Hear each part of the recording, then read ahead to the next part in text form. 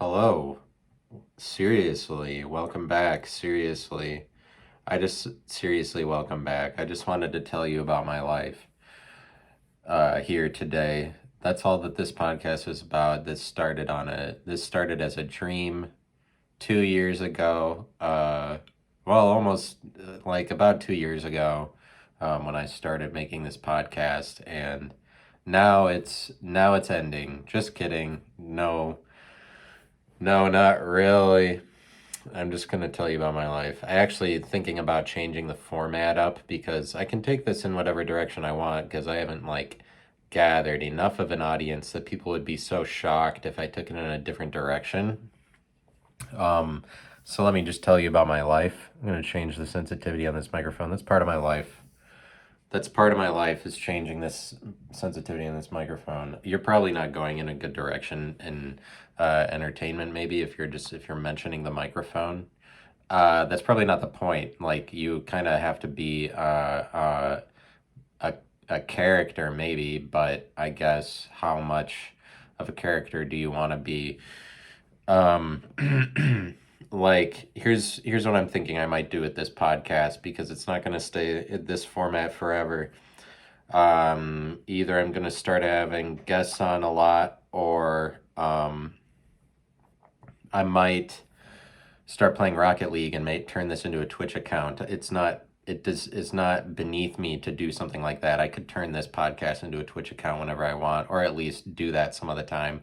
What I could do is play Rocket League and then have a video cam for a Twitch account and then make that my video, assuming you can save those videos, and then make the Twitch videos my YouTube account, in replace of the one I have now, because something needs to change with that because people don't really watch the videos, and sometimes my fingers touches my nose, and then people are probably like, oh shit, I'm not going to watch that, he's like picking his nose, because this country is so stupid that they think that touching your nose is the same as picking your nose. And like, I don't need to go over the details of that, you already know what I mean.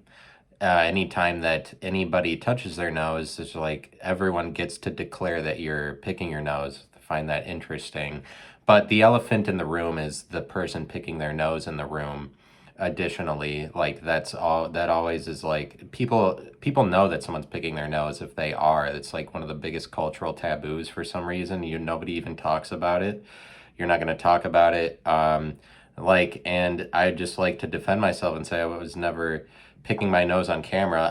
I've looked back at the videos a couple times and I noticed, like, oh shit, that's not gonna help you out. You're touching your nose. People think that you're high on cocaine or something. I would like to admit today that I've never been high on cocaine for any one of these episodes that I've done.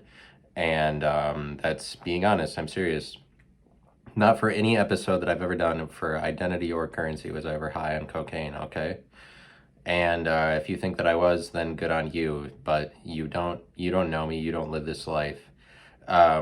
I mean, there's limits to being a solo person. I don't want to do it forever. I don't like the optics of it forever. But I mean, it's good for now. But I think I want to change it, have guests on. It's just, I don't know what direction to take it or how soon. Like, obviously, I've been talking about this for a while, but I'm excited. Like, I want to maintain enthusiasm about the podcast, and like, me doing every episode by myself. I can't do that forever, but I do like to share what it was that I was going to say. I think that maybe that premise doesn't hold up forever. Like, oh, the thing I wanted to say, because no person is that much of a hero or anything. Like, life is more about interfacing with other people, um, coming to a conclusion as a group of people. I would like to host a live podcast similar to how Tony Hinchcliffe hosts a live podcast. What he does is really influential to me. I'd love to do something like he does. It just seems like a really big task. Host a live podcast and do something like talk to the audience, or something like that, because I feel like the future of comedy involves more, like, comedy is sort of taking a turn towards the audience, from the performer's perspective. And I think it'd be cool to host a live podcast that involved talking to the audience and or something. But it's like I could make it my show or my podcast and set up the rules of some game. I just don't have the rules sorted out yet. And then I ask a bar if I can host live podcast there and like talk to the audience, but it's difficult to start establishing that the same way it'd be difficult to start establishing like a business or anything. It's a risk, and then you're just out in the world where everybody else is asking people to participate in your game. Like it's difficult, but it depends on I mean, I would like to be a facilitator of speech because, or anything, because it's better than nothing, basically.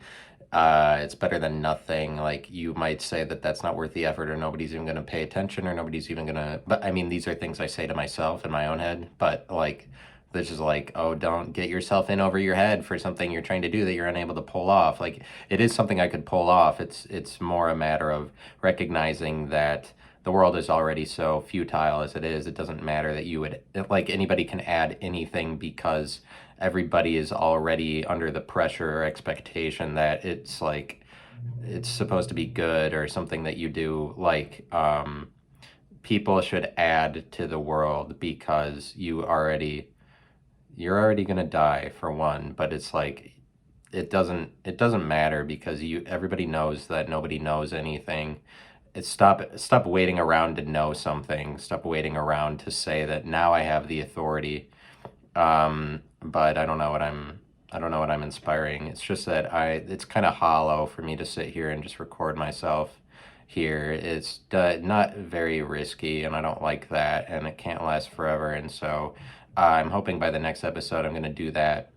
Where I was telling you I'm going to videotape myself playing Rocket League and then have a podcast, like do this. I'm going to try to learn to play Rocket League while delivering a similar thing to what I'm delivering now.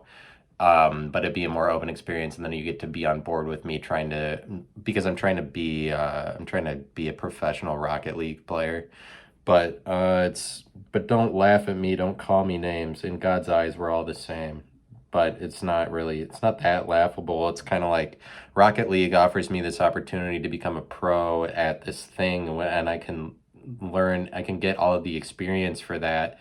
I can commit to all of that just sitting in my living room and having a blast playing video games online. And like, then if you do it well enough, you can become a pro. And that's kind of the world that we live in now, is like, gaming replaces movies, and so we don't have this entertainment type experience where we're just watching other people become heroes. Now you can be part of it, and it's just that video games are merging with you for real.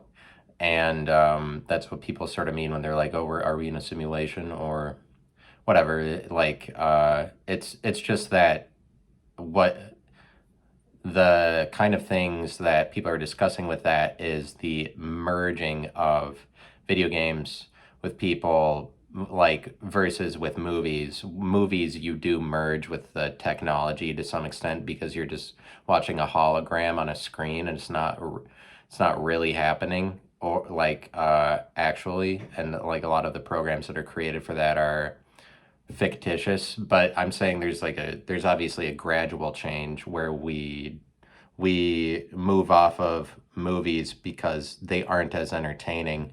They're not as interesting. It's more interesting that we could actually compete in real life or be in a movie, and that's what video games offer you the opportunity to do. But it's just that over time, video games becomes the emerging biggest genre of entertainment because it is more entertaining, because it is more directly personal to you. For like, it's so much more amplified and enhanced, the level of entertainment that a video game offers over a movie. But it's like Elon Musk has a quote about that the most likely outcome is the most entertaining.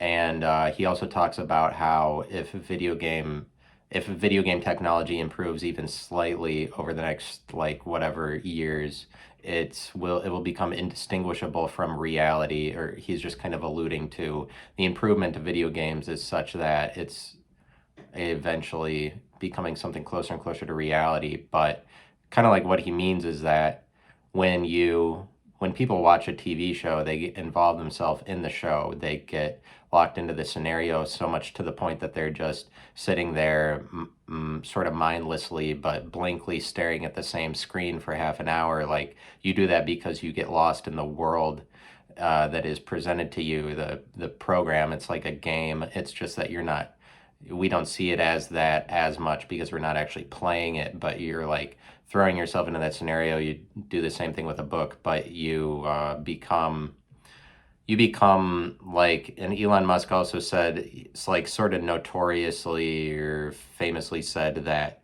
we're already like cyborgs because we are attached to our cell phones so much. We look at that, the uptake of information comes from this phone that's like it's like this tool that's already attached to us. We're already becoming robots or something. And I think that you see that even when we watch TV shows, is that we're already attached to the technology that comes through TV so much that we become robotic, or we already insert ourselves into the program that's in front of us in a movie or a TV show, ones that we actually pay attention to and watch, to the point that we're just sitting there blankly like a robot or something. Like, that's already happening, but it's a result of that. In the early in the 1800s America, we had all this bullshit to do, like chop wood for fire and whatever, when they didn't have electricity, and there's all this work to do. You had to spend the entire day working, and then gradually over time production got aggregated to all these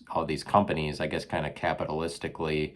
Like, companies came up more with the ability to mass produce items that you'd find in grocery stores, that you wouldn't need to make all of the food yourself, or whatever. Like, different companies mass produced different services over time, or like monopolized specific services, specified areas, like chopping wood. At some point there's some nationwide supplier that comes along, and very gradually all of these services get taken up by somebody who's just supplying, like they've taken up that specialty of that service of supplying something for the entire nation, and then the entire nation benefits. But then every individual house doesn't have to do that, or any of all these activities. And then generally over time, we as a culture, like especially in America, because they're more rich and more capitalistic, and more companies come to provide services that you used to have to do yourself, gradually we have more and more time as people, as humans, and then we have time where we're just sitting around. But pretty much then what results from that is entertainment. But that's what Elon Musk means when he says, like, the most entertaining outcome is the most likely, or whatever. Like, the most likely outcome is the most entertaining. What that means is that entertainment grows over time, but like entertainment is so much better than doing chores or doing work, that it replaces the entire world that we used to live in. And more so than that, it's not better to work than it is to be entertained, but it's just that entertainment, because we need to fill our time with something. It's just interesting that over time, what we fill the void of time with is entertainment, because we have all this time where we're sitting around, and like that time is still being used for something, the same way it was when we had to like spend the entire day working just to keep ourselves alive. I mean, when you had to do more work, it's just gradually over time. Now we have all this time where we're sitting around, but we still fill up that time with like activities. And you could say that they're a little bit like work, but they aren't. It's just that that's a new genre of living, and it's replacing the one where we had to do work. It's the one where we're just playing games. And it's like a result of technology and ourselves merging with the technology, and that our time is spent sitting around. It's just like entertainment fills the space of time that we would have had, and we become more entertained. And then that genre of doing things isn't better or worse than the previous one. It's just the one that's replacing what we used to do. It's not better to play games necessarily, but like superstitiously, we would probably have a tendency to think that working is necessary, or like it's challenging, and without that, then you're not going to have positive times in life or something. I guess that would be the fear, is that like we can't leave a world where we're doing these repetitive things where we're always working, because just playing all the time is obviously like vapid, or yeah, it doesn't lead to anything like substantial, but it probably does. It's probably like more substantial. It's just that over time, the like uh, entertainment. But what I'm saying is just how entertainment is always the future in that respect. Like that's what's always being revealed, is like more and more, um, more and more entertainment levels of it. And I had this other idea, but and here it is. But I don't need to restrict myself to the ideas that I was going to say. This is just me here, like I'm explaining my life. I have a dog, and you'd probably want to hear about that. It's just that maybe you wonder that I'm saying how entertainment gets more and more, but it's almost like there's all these fictional scenarios that are presented in TV shows, and like people watch whatever, each one of them, like people watched MASH for a really long time, but they speak to the way that what the country wants to consume at the given time. Like it might be medical dramas or whatever, but all of these scenarios that people process, they vote on them by watching them, and then they watch them, those become the most popular. But it's kind of like what we're voting on, we're deciding through different fictional scenarios as if they are true. But the idea that I'm putting forward is like if you view a TV show as an improvement on reality or something, it, like that, in comparison to this world that previously, before all these advancements in technology the last 130 years, like this world that used to be a lot more bored. I guess we don't know if they were bored necessarily, but they were expected to do more work. And I mean, you used to have to do more of it before electricity came along and made things easier for everybody. But it's kind of like we get to the point where we have these TV shows. Now you have access to, you could create any fictional scenario and like presumably broadcast it to the entire country. But then the entire country, in watching certain TV shows, are kind of like voting on the ones that become the most popular are the idealized realities that we want the most. They're not real. They're fictitious, and it's an idealized point of reference. But there's something to be said about that. A TV show is like this improved version of reality. It's not true because it's optimal. It's like idealistic.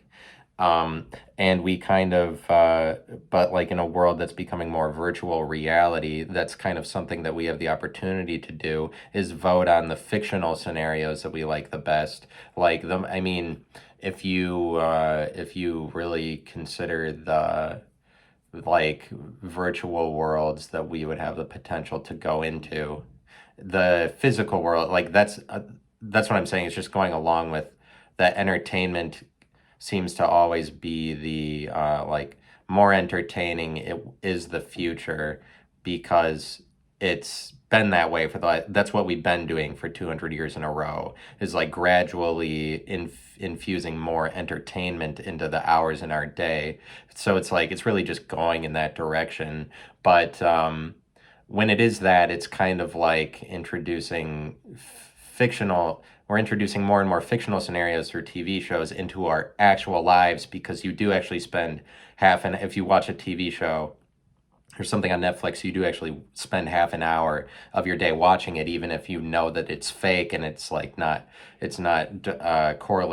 doesn't correlate to reality as reality stands. Like if you were just to limit everything to the physical world and not allow yourself to go into imagined states of things, but like the world is kind of more on the precipice of going into an imagined world rather than the physical one. But that's what I'm saying is interesting about it, is that we're on the precipice of replacing the physical world with this. We're going into pockets of imagination, like the imagined scenarios and virtual worlds. And we've been doing that by just choosing TV shows that we like the most, and then those run the longest because we like to vicariously live through that optimal point of reference, even though it's not real. It's kind of like we're choosing better and better virtual worlds or fictional worlds, but they're all imagined ones. And this is like this seems to be more and more the case, is that the previous genre of living was just working or chopping wood all day, and the new one is an imagined state of things. And for some reason, the going into imagination doesn't that's not worse than working, or it's not better or worse. It's just a different set of characteristics, different filter of living that's put over everybody. But like that's what I'm saying, that is consuming more of our time, is just living in our own imagination. That's what you do when you throw yourself into a scenario presented in a movie, but you can engage with imagination. And so that is a amplified version of entertainment when you're playing video games. And like video games beat movies is just this, it eventually just becomes this antiquated thing where you're like, oh, people would sit down and just spend an hour and a half just watching something. Like maybe in 100 years, they'll be like, oh, movies. They'll become old eventually, the same way that everything does, or like theater becomes old to people, but it used to be like the predominant form of entertainment. But it's to the point now that we could fill an entire day with entertainment. And so at that point, you're just having different virtual worlds competing with each other for people's attention, different imagined things. But we're like, any video game that somebody presents, this isn't real to life, but it's kind of like this optimal fictional scenario where, like, I mean, it's idealized because it's its own specific thing, its own game with its own rules, and presumably you can be the best at it. But any video game. But we're just kind of like, what's interesting is that we're choosing over time what fictional worlds we're voting on the fake worlds, like as improvements of our dull lives. And where does that lead? Like, is it all fake? Or like, or video is like, it's not really fake if everybody's spending their whole time doing that. It's actually a more heightened state of things, is what I'm saying. Is like this world that we live in now, that the all of these fictional imagined worlds through like video games and TV shows are superimposed over people's lives. This is a more enhanced state of things. It's actually more complex and more complicated to introduce all of that falseness. It's like the world used to live in this very heightened, realistic state, like very heightened, obvious. Everything that happens is just like, it has to be right in front of your face. And it's kind of like science declaring things have to be evidential, is kind of more in line with a world gone by where people were actually just dependent on physical things, living physically. At this point, a lot of what consumes a person's day, like in America, is maybe social media, but shit where you're kind of imagining the person on the other side, or just everything that you do from your home. There's just, the world more takes place within an imagination. And so it's kind of more up to people to decide imaginatively how things are going. But like, there's that. And so, but I'll tell you like realistically about my life, because I guess I mean, you're interested maybe in the like philosophical things I say, but I don't want to restrict it to that. Or maybe you're interested in just the whatever my personality is. And so like, I should share about myself here. And it's like, I can't do this as a solo podcast forever, because ultimately it is just me like talking to myself in here. And that would be that would not be depressing to everybody, but it's depressing to me when I'm considering now that life is more just about the experiences, or hearing back from people about what they say. And the world doesn't really recognize, I would say maybe the world doesn't care about talent so much anymore, like a world where podcasting is an important form of entertainment. podcasting doesn't necessarily involve talent. It just involves doing it a lot, or it just involves longevity, like endurance. Doesn't really involve talent. The world used to be more restricted to talent, but even the world of music, you're talented if you're a really good DJ, more so at this point. You're more talented based on what you can do with a computer to make music, and it's more hidden that we're going to recognize individual figures in music more and more. Not that there aren't people that do that. I mean, there always are the individuals that are most recognized for their contributions to music. Like, that's still happening now. It's just that um, people aren't on stages so much, or I mean, just because people are more finding their entertainment just by watching all of it. But you already know that that's true. Um, I don't want to put you out. So I'm not gonna put any expectations on this. Like, you don't have to listen to me, and that's what this podcast was built on, is that uh well, it didn't really matter, but unfortunately, it's like maybe I keep it too much of a secret, or I live in a secretive state of things, or I mean, I want to live in the world where things aren't a secret, or I could just talk about whatever it is that I'm doing, and I'm trying to get better as a person, but you would probably wonder what my trajectory or what my aim would be. What in my mind is getting better? In my mind, getting better is um, not caring about what happened before, or like continuing to move on. In my mind, getting better is following the thing or doing the thing that is on my mind to do, rather than, especially the things that sit around in your mind forever. You're like, oh, I should really start doing this in my life, like this new activity. I think that getting better is um, doing those things that are on your mind to do, but at a more accelerated rate than you used to do them. Like, that's what I want to do, is go faster towards the things that are nagging me, but like process them. I think that getting better is going after the things that are on your mind to do and actually processing them, and then figuring out if they're good or they're bad for you. Continuing to move, continuing to do movement, and doing things. And that's more difficult because it might involve meeting new people, or it might involve new experiences, whatever. And new is always kind of difficult. And maybe the world asks you to stay safe. Like, I don't like being safe. I don't like weakness. I don't like people that are weak and then they depend on something else. I mean, I don't know.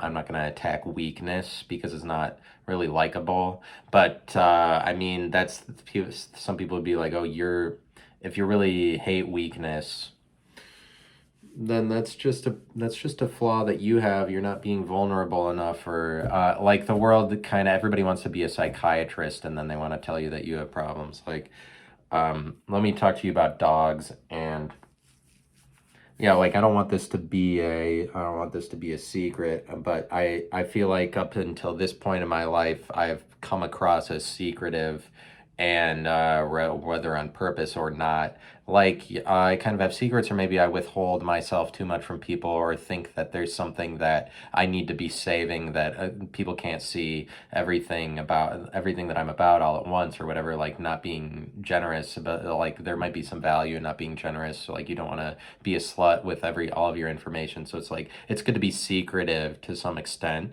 It's good to be secretive and protective and about certain things. Like, you can't just give everything away. But I mean, I guess my question is, at what point am I doing something wrong by am I secretive or something? That's what I want to know. Am I secretive? Like, be kind of conservative, in my opinion, or in my mind. Those people would be more secretive, or they're not gonna let you in on how they came to the conclusions they did, or whatever. They're like more protective, maybe more concerned with accumulating wealth and sitting on it. But conservative isn't bad. Like, liberal, and I'm saying that in contrast to liberals, might be more generous with their personality. But like, maybe I'm a little secretive, but I'd say that what I'm processing with that is that I'm secretive, the way that this podcast comes through to other people, like the way that I present it on social media is kind of secretive, as if I want to keep the thing a secret because it is a little secretive. It's kind of like it kind of exists as a phenomenon that's happening on the side that is kind of like a disturbance maybe in people's realities, where they don't really have to recognize it as kind of a disturbance. Where they're like, this set of messages is happening over here and something is being said, but it's like I feel like, and that's on me, it's not on it's not on people to deliver it. I think that people would spread the news of it far and wide if I was delivering these messages as if they weren't, like, there wasn't something protected about the information. That's what I'm saying. Like, I don't want to be secretive. I want to be open, but it is secretive when I'm the one guy doing all of it, and not everybody I know necessarily even knows that I'm doing it, or whatever. It's like, I don't want it to be secretive, but being secretive is what's going to cause it to not be as known by other people. But I'm also thinking about how I'm not a very popular person, or like I seem to not have I'm not sure that I have popular ideas or that I'm a popular person. I thought for a really long time that I was like popular, or it's like it must be the case that I'm naturally popular or something. I just don't really have the words to communicate that. And not, I think recently I decided that that's not really the answer. The answer is maybe more that I am not popular. I'm kind of putting a clinic on this podcast about how to not grow an audience, because because I criticize Jews sometimes, or talk about them as if like not every time like positive. I criticize Christians, I criticize dogs, I criticize all the things that are obviously popular that like people get on board with. And it's that can be really unlikable and really negative sounding to a lot of people, and it's really like more the case that the more I open my mouth, maybe it's like not, the more I'm not popular. And then thinking back to the rest of my life, like, am I popular? It's just kind of like, I think I'm on that line between Christianity and the rest of the world. And this line is a line that I have been thinking about. Maybe I'm on that line more than other people, but it kind of makes it so that like I feel like I'm on that line more so than other people, or like I'm kind of looking at the Christian world as if I'm outside of it. That's why I call Christians Christians. And it's like, that's obviously a little bit derogatory to Christians, but I don't care about that, or that's actually, like, obviously, but that's a sign that you're outside of it enough. You're just calling all those people within it Christians. So I'm sorry if this sounds negative to Christians, but I'm not, like I said, it would appear that I'm more in the business of putting on a clinic of somebody was talking to me about my podcast recently, and they were like, it's more this is the opposite of currency, for those reasons I said, like criticizing Jews or criticizing Christians. And they're right, but I guess that's what I've been trying to do anyway. Or as it turns out, I kind of prefer being unlikable, in at least that's the way that I'm looking at it now.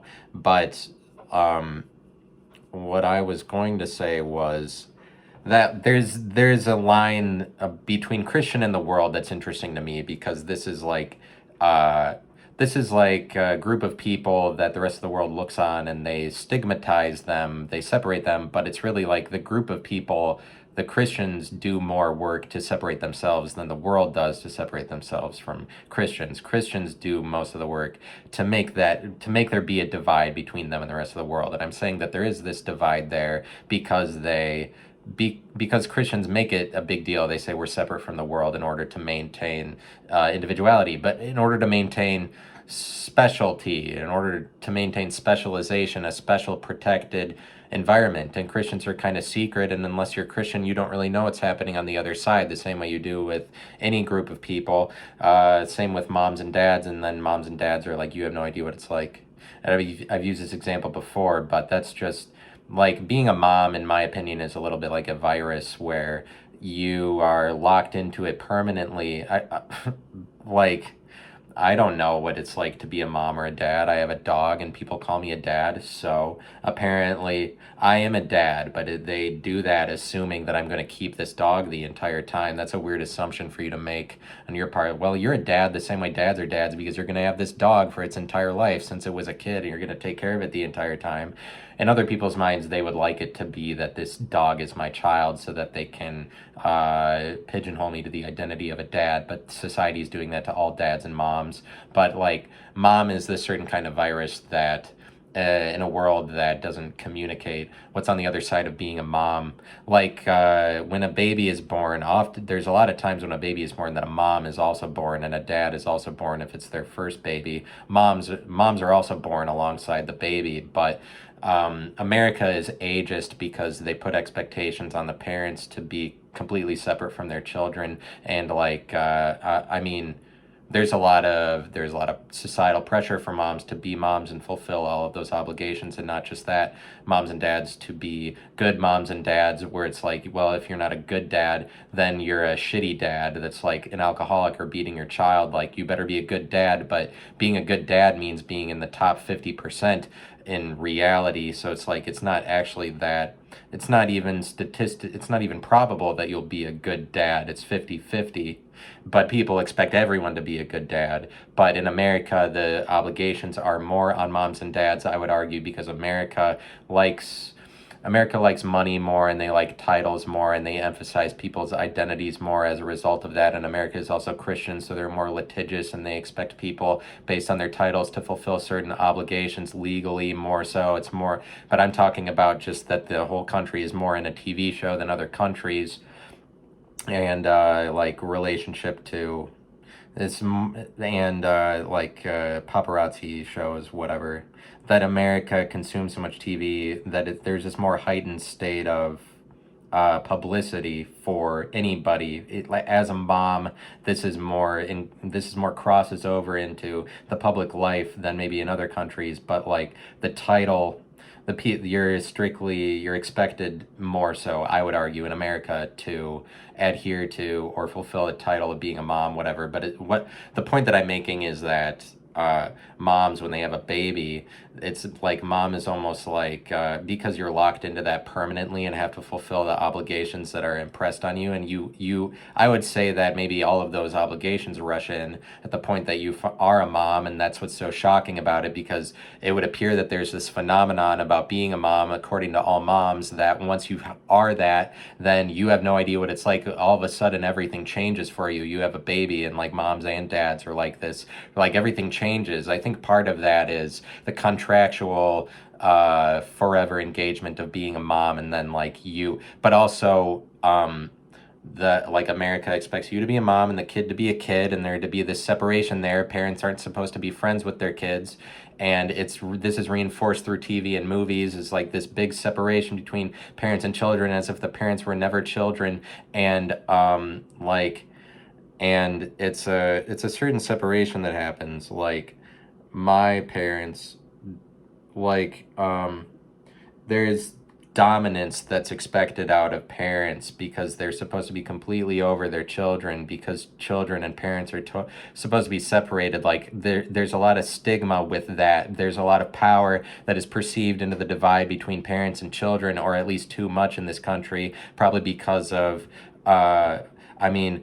just because of strength of identities and titles that you're supposed to have, and people policing each other to go by those titles and fulfill criteria to continue to be that, like as if people aren't a mom or something, or they always have to keep proving it.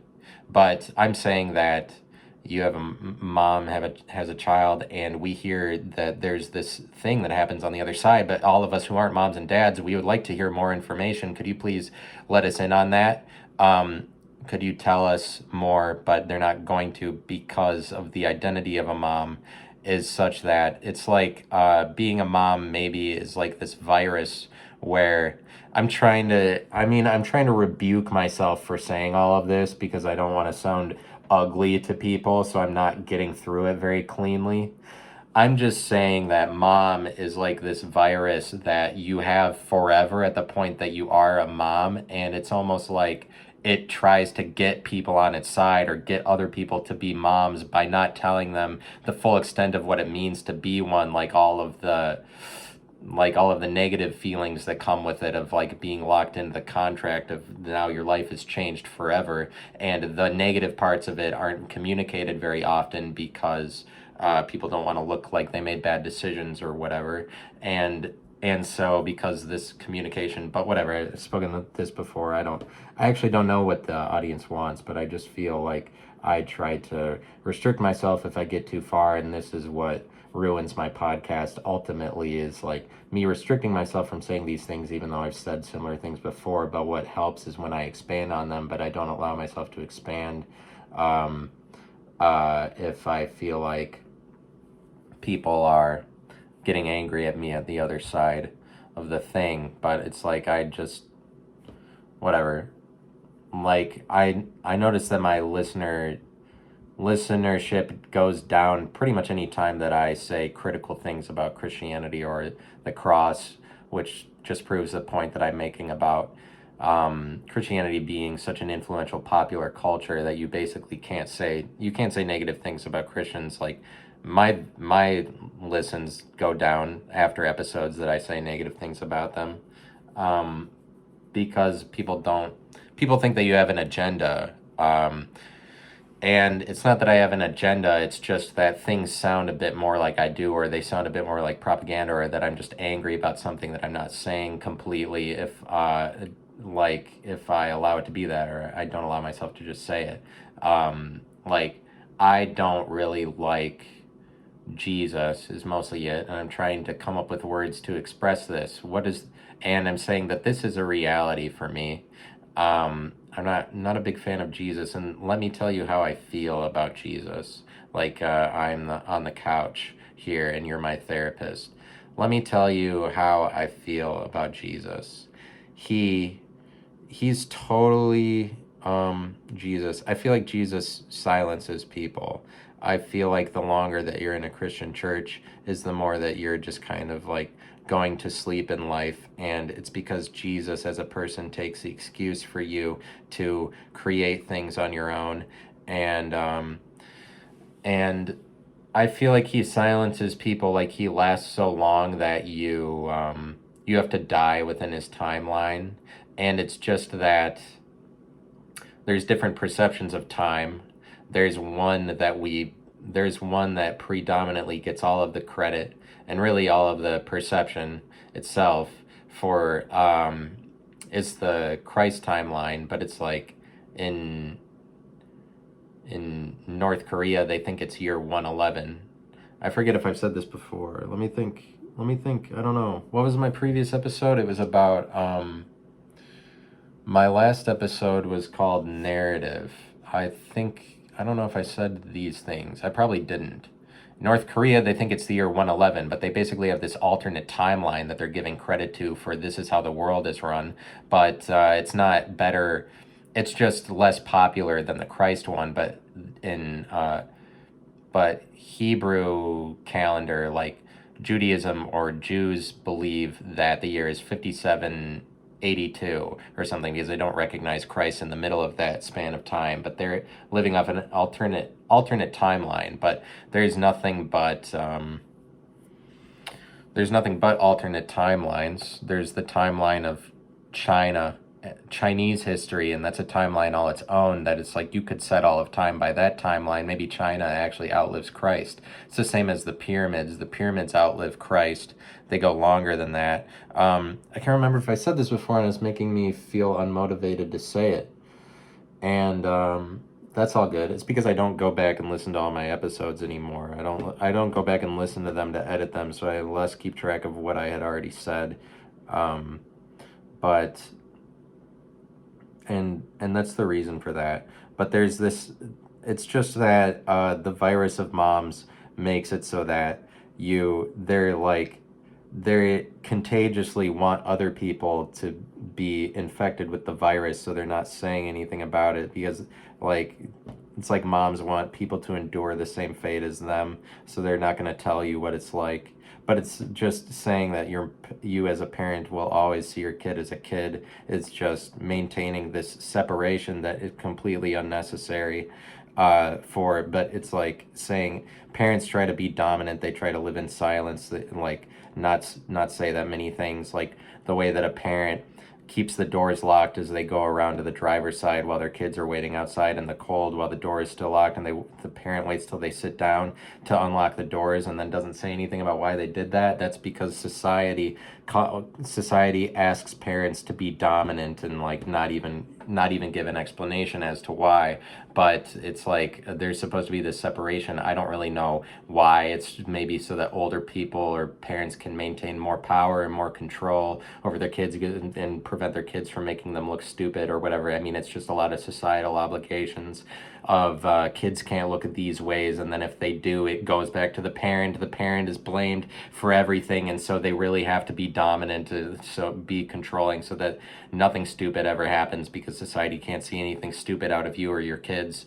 And it's a dominance that's required, and then society as a result gets infatuated with dominance, afraid of it because of there's that part of it is kind of unspoken and unsaid, that parents are often act very dominantly over their kids, even when their kids walk the same life as them, or like are in the same family. Like it's not like a kid is so much less intelligent than an adult or anything like that, but the country acts, and it reinforced through TV and shit, that the country acts as if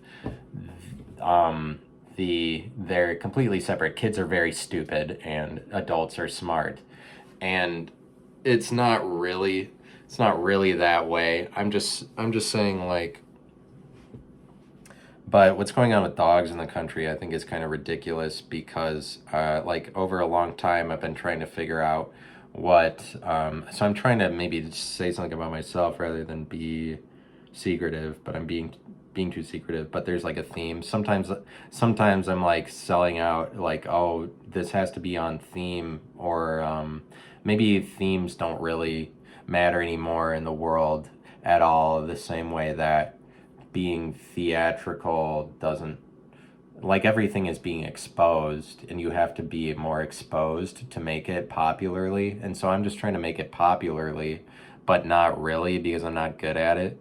But I'm just trying to see where this thing goes. I'm not really what I did this podcast on was, it just doesn't really matter, because I'm just saying whatever. But, and I'm sorry that I haven't said very much profound to this point in this episode, but just stick around. I'll say something more interesting.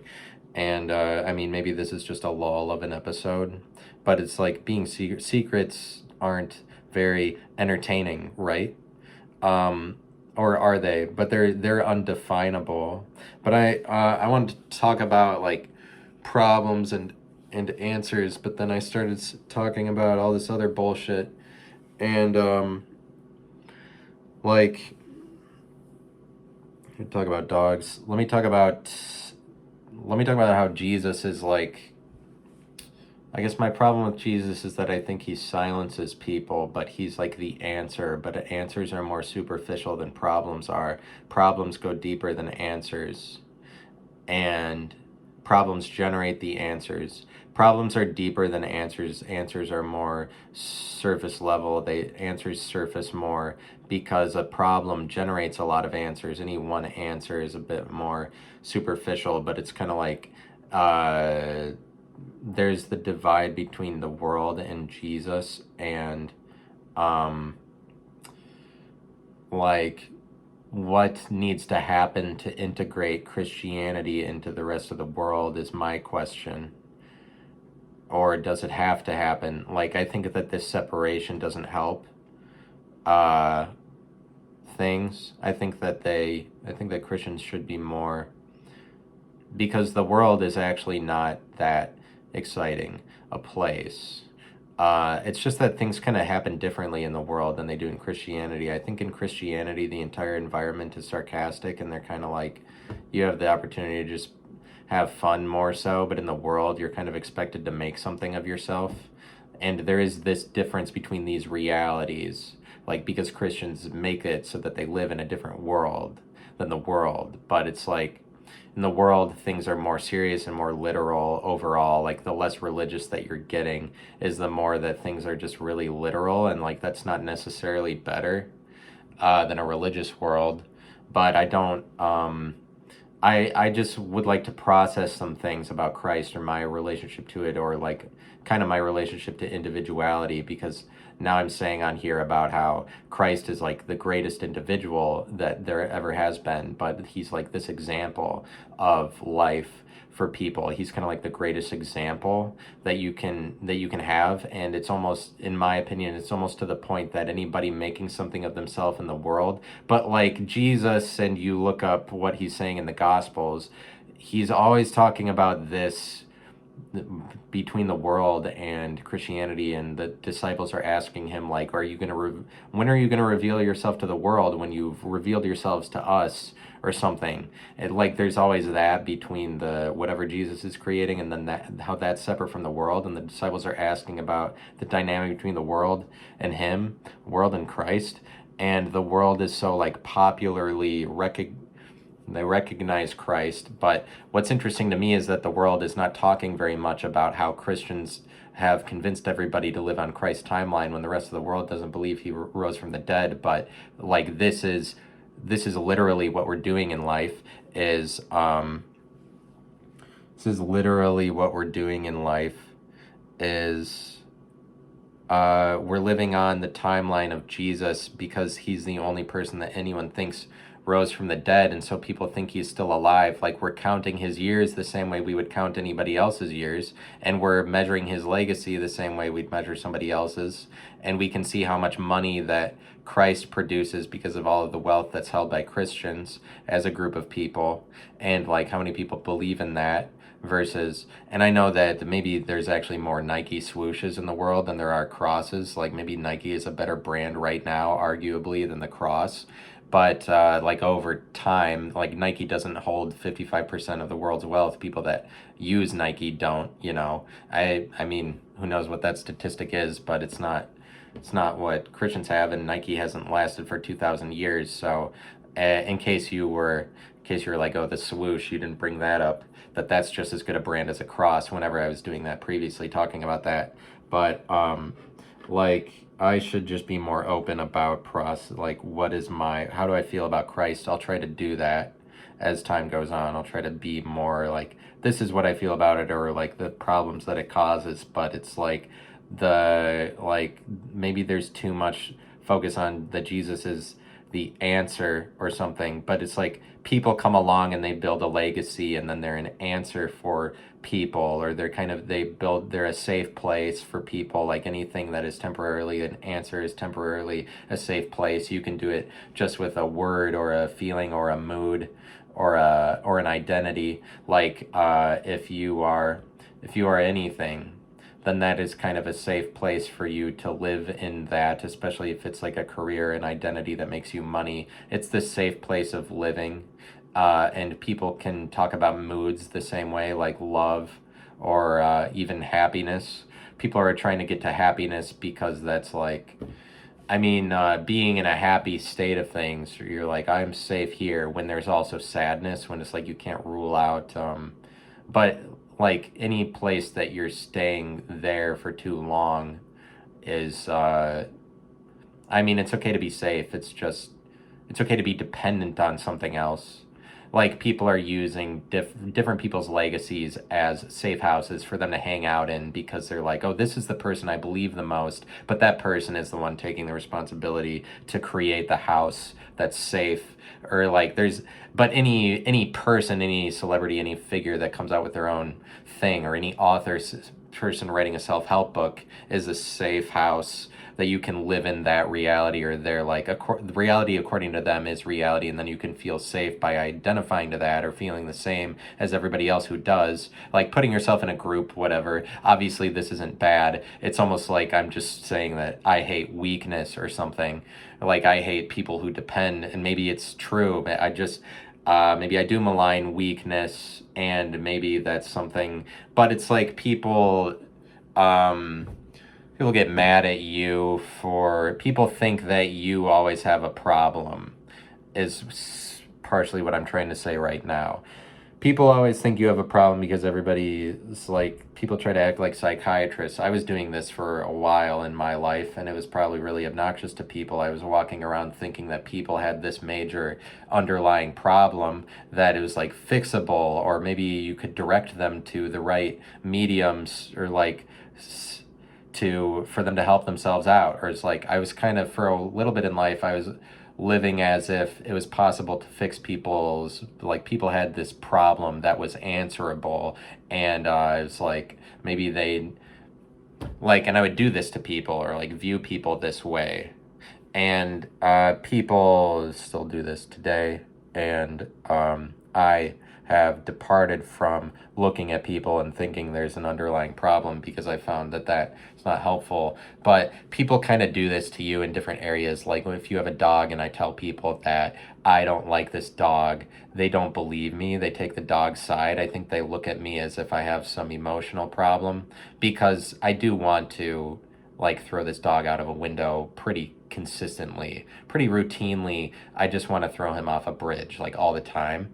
And so people would automatically be like, you have emotional problems. And I don't, it's just that there's this assumption that people have a problem that's answerable, as if anger is not allowed in reality, or as if it's too bad that makes you uncomfortable, that I feel this way. It's just that is reality. It's not, so people think that that's a thing that needs to be fixed, but it's kind of more like, certain areas garner attention for emotional issues, like the area of having a dog. The second that I bought a dog, he did things and whatever. So I just need to be more open on this podcast. I just need to be like, maybe it's fun to be on a stage, you know. But there would be people that is like, it's fun to be on a stage, and that's why I continue to make this. It's like being on a stage or something. But it's a stage that it's not very attractive to me forever to think of that this is the world I carved out for myself, like solo podcast. It's almost like you're afraid. It's too, like, what I'm doing here to this point is too based in fear. I'm not allowing other people into the thing, interfacing with consciousness and hearing back what consciousness has to say about me.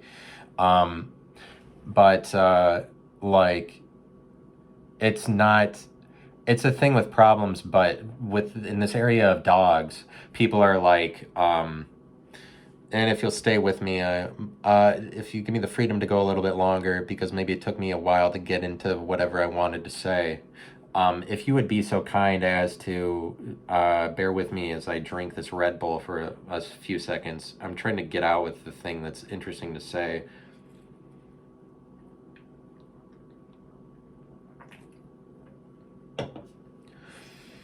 God is free. This is a really good Red Bull Green. It's a dragon fruit. Holy shit, do you know that? Oh my god. The dragon fruit Red Bull, you have the opportunity to buy that at your local convenience store. I'm an advertiser for Red Bull, but I'm just contagious with that virus as long as I drank some of it. I'm like, Red Bull is really great. Some things work like that. They're better at spreading themselves, like a virus is. And like the way, anything. But I'm just saying that this area of dogs introduces emotional problems just for you and the dog. Like, this is an area of life that it's like all of a sudden there's emotional problems in the arena. Like, the second that I bought a dog, I had all of this anxiety about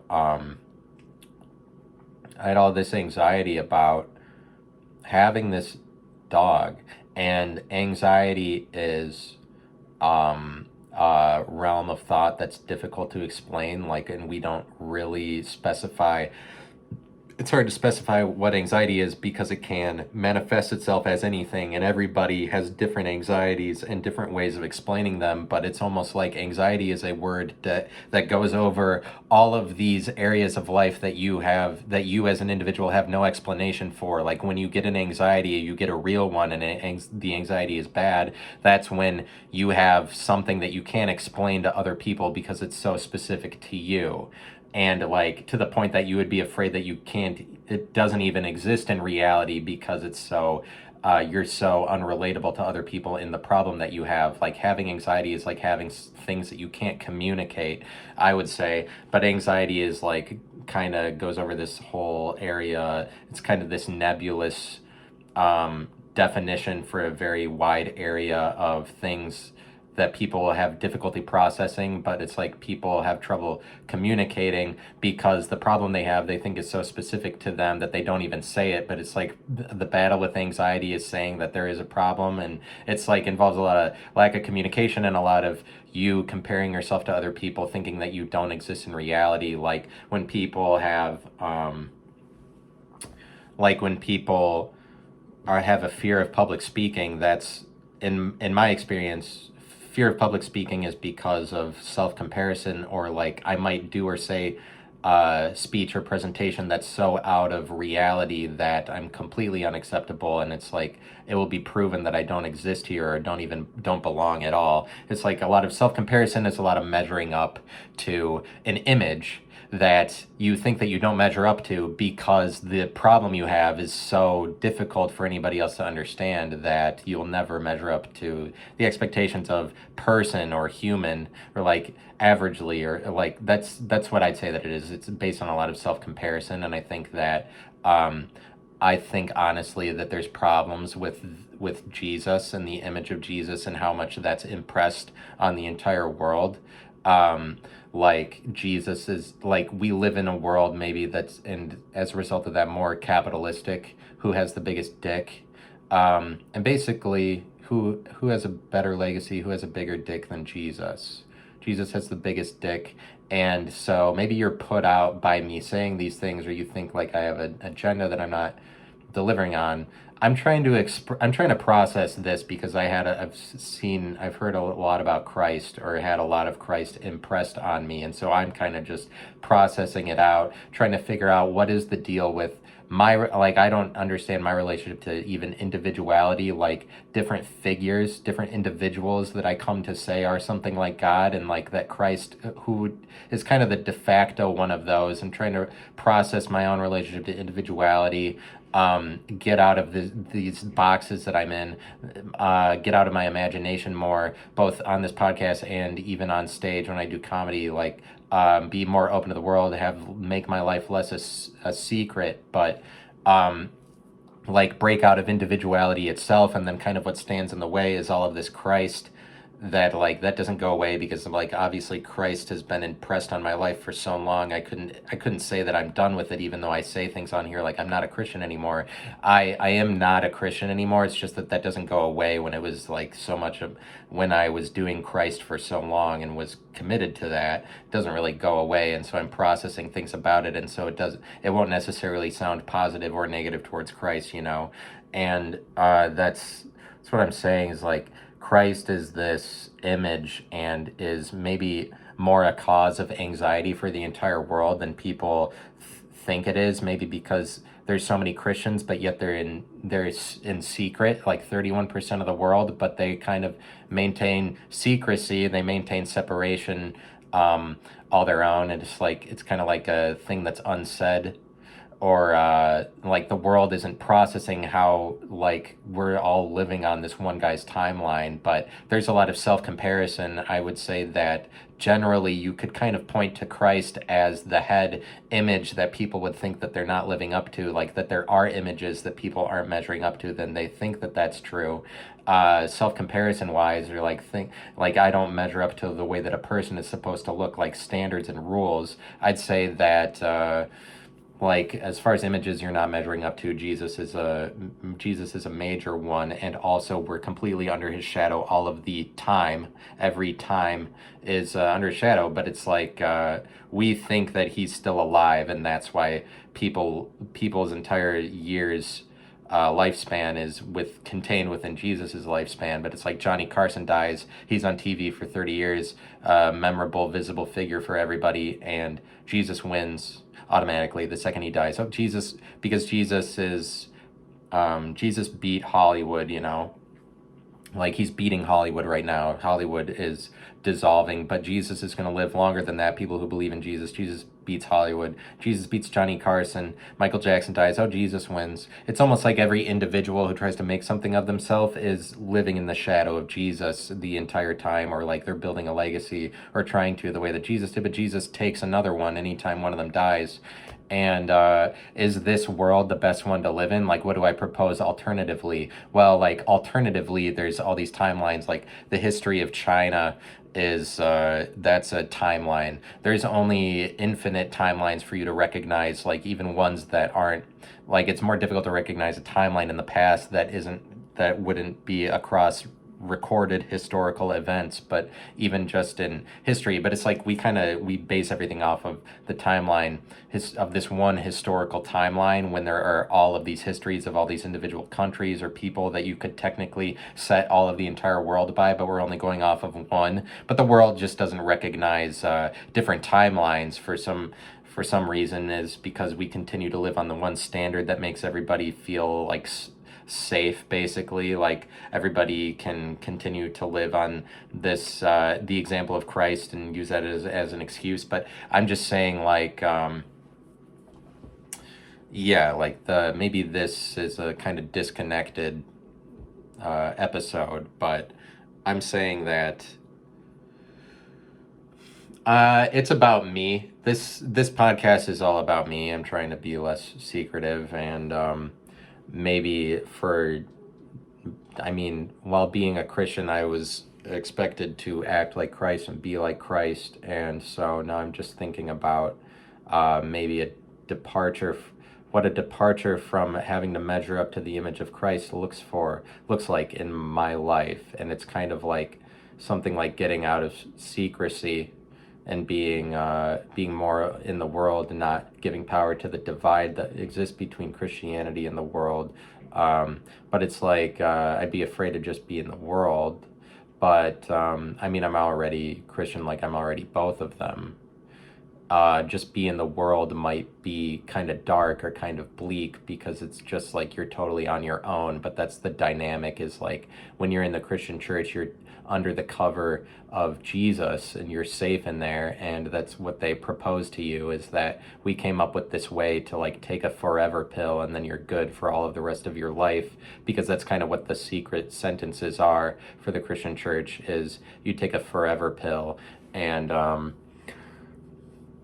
you're good forever. It's like they came up with a technology that is like a pill that you take that makes you good for all of your life. But then the dynamic is that the rest of the world doesn't necessarily presume absolute belief in a single guy, and so then that puts a lot of pressure on you as a person, and then you're just kind of like expected to make it on your own or be that. But when Christianity is holding on to the majorest individual figure that you can find safety in and find comfort in, and then when you're outside of that, you have alternative individuals that you can look to for safety that are temporary and not as good.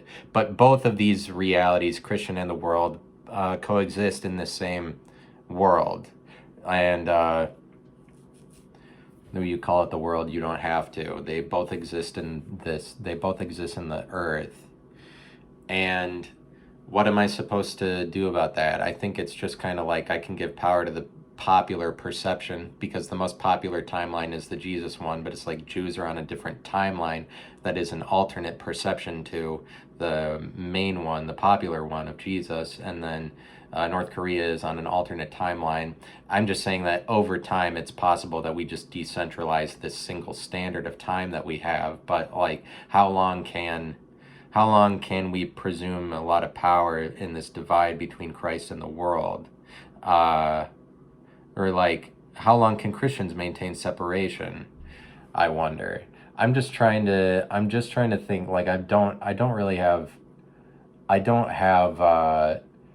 want the Christian church to die or anything. I'm just like saying, as a world, maybe it would be better if we were more open-minded to different ways of perceiving, like, rather than make everybody exist within the timeline of this guy that we still think is alive, and that's why his years keep getting counted.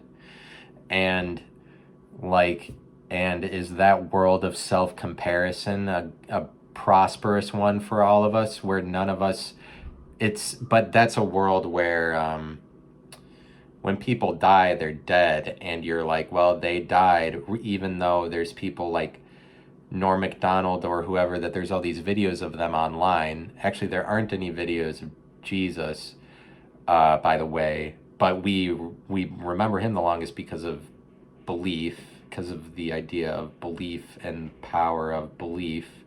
And but it's like there's all these videos of Norm Macdonald, and you can watch them. And you, in that moment you're watching him, it's kind of like he wasn't dead, or like what I'm saying is death was a little bit defeated at the point that we came up with the ability to record ourselves, because the only thing you're making during life are memories anyway.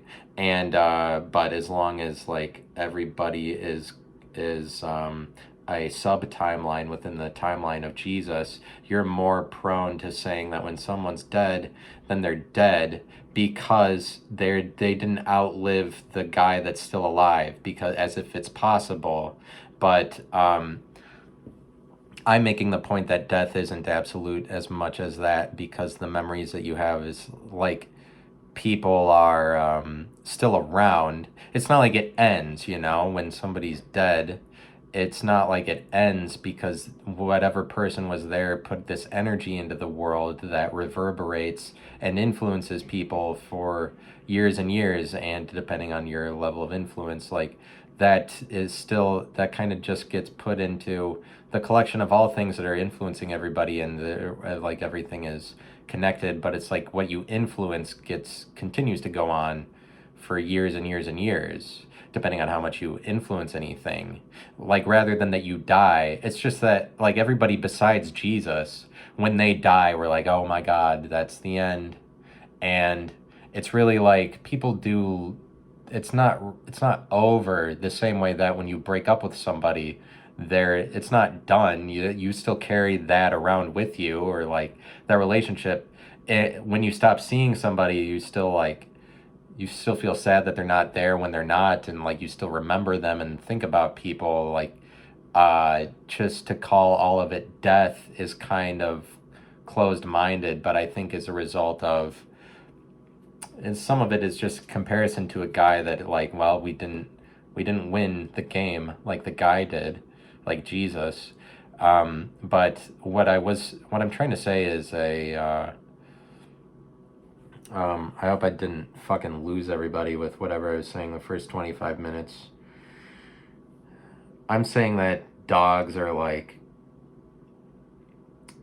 I got a dog, and it introduces anxiety into the situation because of shit like that, because there is that. And it's because a dog in your house, you're separating that dog from nature, basically. And that is maybe some of the reason why people introduce all these emotional problems into the situation at the point you get a dog. But I'll save this for another episode. I didn't get to the conclusion of what I wanted to say. And the next episode will be better. I'm sorry about this, but this one's fine, I guess. Changes in the future. Thanks for listening. Bye.